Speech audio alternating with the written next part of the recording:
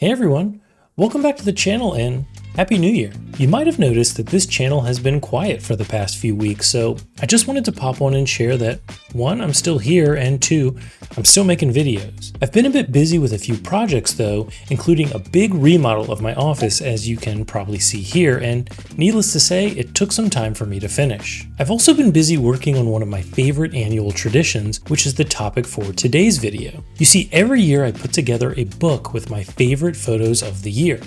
Then I set it on my coffee table, to share with people as they visit. This is my 4th year making one of these, and I think it might be my best one yet. In today's video, I wanted to talk about why I make these books, how I put them together, who I use to get them printed, and the paper and the settings that I pick, etc. I also wanted to take a few minutes to share some of my favorite shots from the year and the stories behind them. So let's get started. Okay, so let me get started by showing you the book itself. Here it is. I'm really proud of how it turned out, and it's really thick this year, which means there were a lot of good photos to fit inside. This one's a 12 by 12 hardcover, and I just love the look and the feel and the quality of it. We'll get into the specifics about the paper, etc. in a second, but I wanted to start by telling you about why I find this tradition to be so valuable, and I actually have several reasons to list. The first one's that it helps me to get better at photography. Taking time to slow down and review my photos from the past 12 months forces me to look through the good and the bad and to pick my favorites. And the act of choosing my favorites requires me to think about why I like some photos versus others. Do I like the composition, the colors, the editing, the story that the photo tells? Whatever the reasons might be, the next time that I'm out in the field shooting, I'm thinking about shooting in a way that would be worthy of creating what I call a book shot. The second reason why I love this tradition is that I love nature and wildlife. And I find that making these books is a great way to transfer that love to other people. I get a sense of satisfaction when people look through the photos and say something like, "You took these here in our hometown? I had no idea there were so many birds around here." I've even had somebody come back later and say that they've started noticing more birds in their yard after looking through my book, and I consider opening someone's eyes to nature to be the best compliment. The third reason why I love this tradition is that each book is filled with memories. When I see this photo of an eagle, for example, I don't just see a photo of an eagle. I also remember the eagle tour with Michaela. Same thing with this one that I took while hiking in the forest with my daughter, and this one on an outing with my dad. Each photo is a story, and I get to relive a year's worth of memories every time I flip through this book. That all said, if you were ever considering making a photo book of your own, let this be my own endorsement that I find this exercise to be fun and valuable. Okay, so now let me answer the most common question I get every time I bring these yearbooks up. Where do I get them made?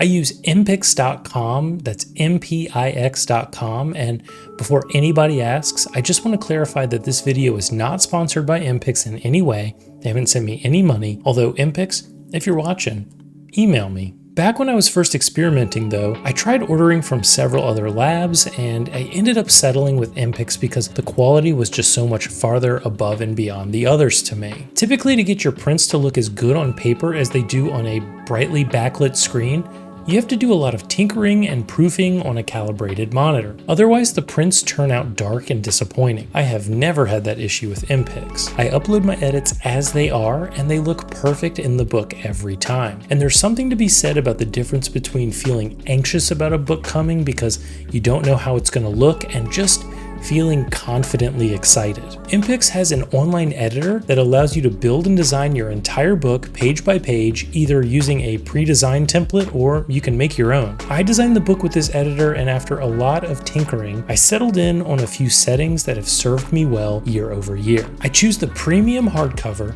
in a 12 by 12 square with the soft touch matte finish on a semi-gloss photographic paper.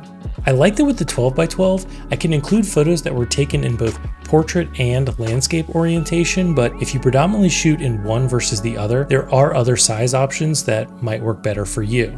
With this combination though, I've been absolutely impressed by the quality of the book every year with no exceptions. I will note though that these options are expensive. The books can easily cost a few $100s, so I recommend signing up for their newsletter and just waiting for them to run one of their regular 40% off book sales.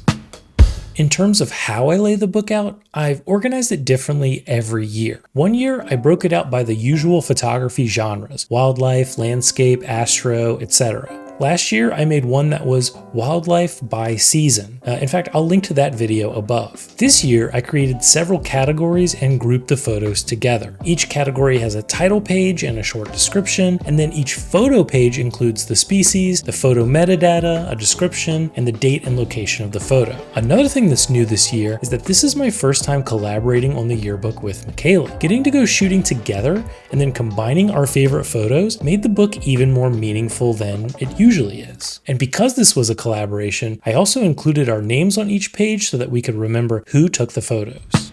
Okay, so let's talk about my favorite photos of the year.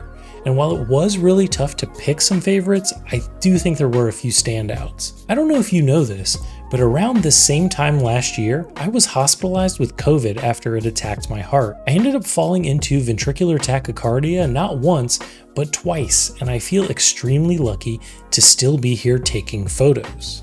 After my recovery, it took me a few weeks to get the strength and confidence to go back out into the field, and I was still a little nervous to hike alone while carrying all of that gear. When I finally did build up the courage to go out, I spent a day at a local lake, and this cormorant was kind enough to just hang out, stay still, and pose for me for quite some time, and I was able to just sit there calmly and quietly photographing it, and I ended up landing this photo. Incidentally, I ended up meeting Michaela because I was giving out a copy of this exact photo as a print, and she wanted it. Soon after this outing, I tried recording my first post-hospital YouTube video, and I ended up feeling frustrated by the light outside and the conditions, and by failing to pack all of the gear that I needed.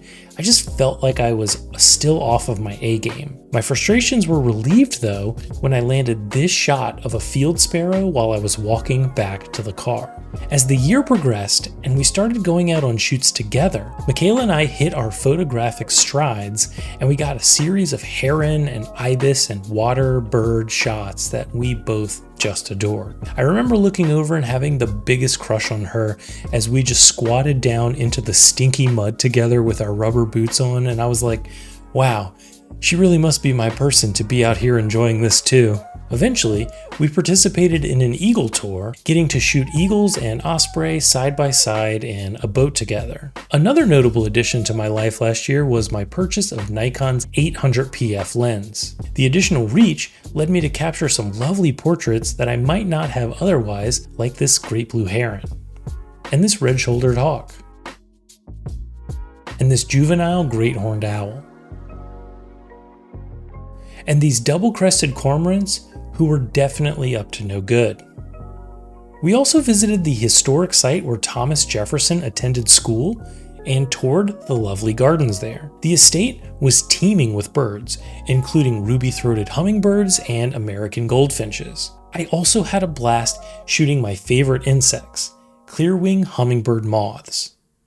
Towards the end of the year, just before we shipped the book, I also managed to capture 2 last-minute additions that just barely made it in by the skins of their teeth. First, this yellow-billed cuckoo, and next, a green tree frog that was just hanging around.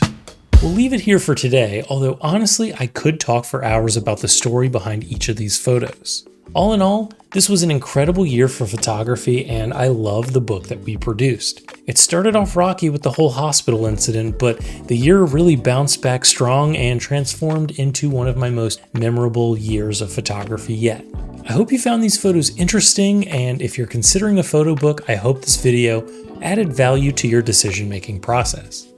If you liked the video, please consider a like and subscribe to help the channel grow. Also, I hope you have the happiest of New Year's. I have some more cool videos in the works, so I do hope to also see you again soon. Thanks for watching and take care. I'll see you in the next one.